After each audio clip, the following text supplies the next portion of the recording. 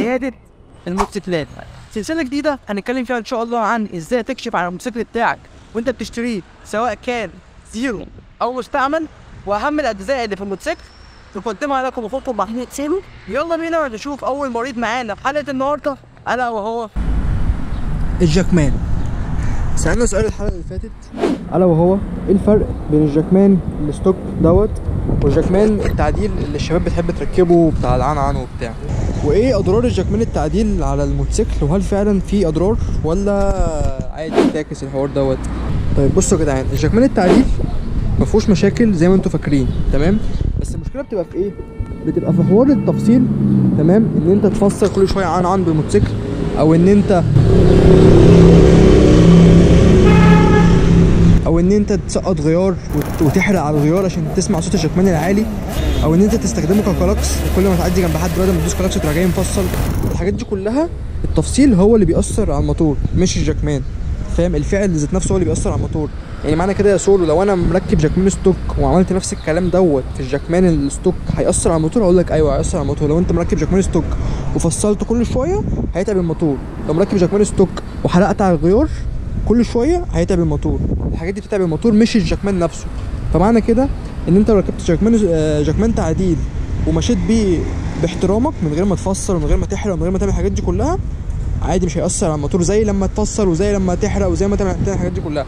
بس المشكله والسؤال اللي بيسأل نفسه، هل انت قادر تعمل كده؟ هل انت فعلا قادر تمشي بالموتوسيكل باحترامك من غير ما تفصل ومن غير ما تعمل عنه وبتاع؟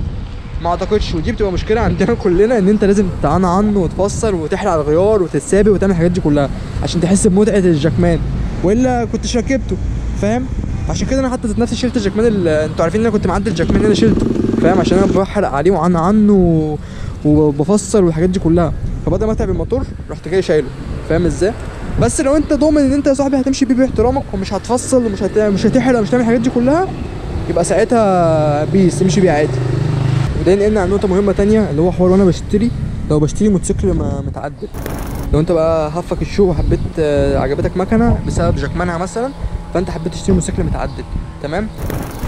فهل دي حاجة ارشحها ولا لا؟ طبعا ما ارشحهاش، عشان زي ما احنا قلنا انت ذات نفسك لو فرضنا ان انت شخص محترم وبتمشي في الشارع مش هتفصل بالجاكمان، فانت ما تعرفش الشخص اللي انت هتشتري منه المكنة دوت كان عامل بيها ايه بالجاكمان. ممكن يكون كان رايح بيها زفة وقاعد يفصل، ممكن يكون كان بيجري على البحر بيحرق، فالحاجات دي كلها هتأثر على الموتور. ومن العيوب يا جماعة في الجاكمان التعديل دوت ان انت بيفضل صوته على طول، فلما انت بتيجي تنزل بعد كده على الموتوسيكل تحس ان دماغك مصدعه او تحس ان ودنك صفرت، فاهم؟ لو انت شخص بتركب الموتوسيكل كتير هتحس بالموضوع ده قوي. ده غير كده ان انت لو الموتور لا قدر الله حصل فيه حاجه، لو انت شخص زي كده ودنه دايما بتبقى مع الموتور بتاعه عشان لو حصل لا قدر الله اي حاجه يبقى متابع معاه، مش هتعرف تسمع صوت الموتور عشان خاطر صوت الجاكمان دوت. فعشان كده بقول دايما اوعى ابدا تشتري موتوسيكل متعدل، سواء بقى الفيبر بتاعه مستريكات ما يبقاش محطوط عشان كل حاجه تبقى باينه في الفيبر، سواء جاكمان يبقى الستوك وانت بعد كده عدله براحتك عشان خاطر ما تبقاش عارف الشخص ده بيبقى عامل في المكنه ايه تفصيل ورزع وبوم وطخ وكده. الحاجات دي كلها بتاثر على الموتور حتى لو ما بانش على الموتور، بس هي بتقلل من عمره الافتراضي. حد فاهم حاجه؟ بس فدايما تخلي مكانتك ستوك. طب لو فرضنا بقى ان انت هتطنش كلامي وهتشتري برده موتوسيكل متعدل الجاكمان بتاعه، فلما اهم حاجه لما تيجي تكشف على الموتور بقى ارجع كده حلقه الموتور نفس الحركات اللي هتعملها، بس تشوف حد معاك او انت او صاحب المكنه تخليه يحط كعب رجله على الجاكمان من هنا كده عشان يسد صوت الجاكمان، عشان خاطر صوت الجاكمان بيبقى اعلى من صوت الموتور. خد بالك، صوت الجاكمان لوحده وصوت الموتور لوحده. صوت الجاكمان دوت بيبقى ناتج العادم اللي طالع من الموتور، فصوت الجاكمان ده مش هو صوت الموتور، ده بيبقى صوت لوحده كده. صوت الموتور بقى عشان تسمعه لازم تكتم صوت الجاكمان عشان تسمع صوت حركه البستم وهي طالعه وهي نازله، عشان الصوت بتاع الجاكمان هيغطي على الصوت بتاع الموتور فمش هتعرف تسمعه. دي حركه برضو بيعملها الناس لما بتيجي تشتري منهم، ودي حصلت معايا شخصيا. اللي هو صاحب المكنه جه دور لي المكنه وعن وبتاع، فبيحسب ان انا ايه هبص بصوت الجاكمان وهشتري وكده، رحت جيت قلت له بص اكتم صوت الجاكمان ده برجلك عشان اعرف اسمع صوت الموتور، عشان اشوف الموتور ده من حالته ذات نفسها ايه، سليم متهان، الحاجات دي كلها، فاهمني؟ وبس كده، دي كانت حلقه الجاكمان.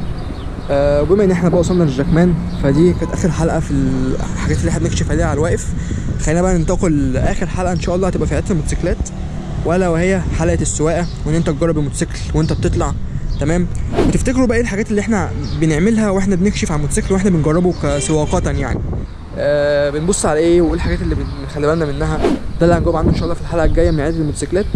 وبس كده، ما تنساش يا صاحبي تعمل لنا فولو نشوف كل جديد، وما تنساش ان الرجوع المختص شيء لابد منه عشان تبقى ضامن ان انت بتحط فلوسك في البايك الصح. ودي كانت حلقه النهارده من عياده الموتوسيكلات.